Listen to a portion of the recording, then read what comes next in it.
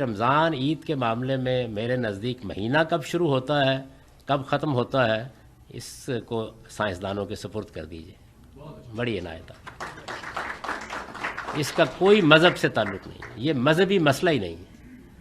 یعنی حیرت ہوتی ہے کہ ہمارے لیے نماز پڑھنے کے اوقات بھی سورج کے لحاظ سے مقرر کیے گئے ہیں۔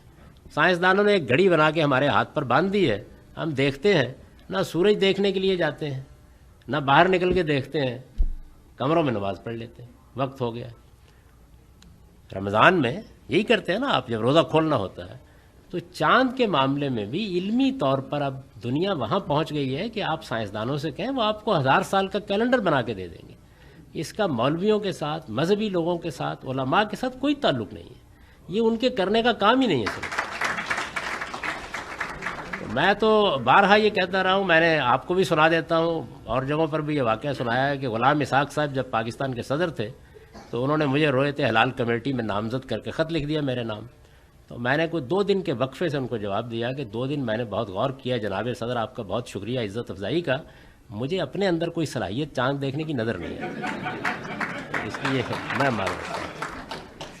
یہ سائنسدانوں کا مسئلہ ہے۔ میں آپ سے ایک سوال کرتا ہوں، مجھے یہ بتائیے کہ اگر 30 روزے پورے ہو جائیں اس کے بعد آپ چاند دیکھتے ہیں؟ کیوں نہیں دیکھتے؟ وجہ کیا ہے؟ علمی طور پر یہ ثابت ہے کہ قمری مہینہ 30 سے زیادہ کا نہیں ہو سکتا۔ یہی چیز 29 کے بارے میں سائنسدان کر چکے ہیں، وہ آپ کو بالکل متعین طور پر بتا سکتے ہیں کہ چاند کی پیدائش کس وقت ہوئی کس وقت نہیں ہوئی۔ اس کے لحاظ سے کیلنڈر بنوائیے ان سے، اور اطمینان کے ساتھ سے عید بھی کیجیے اور رمضان بھی شروع کیجیے۔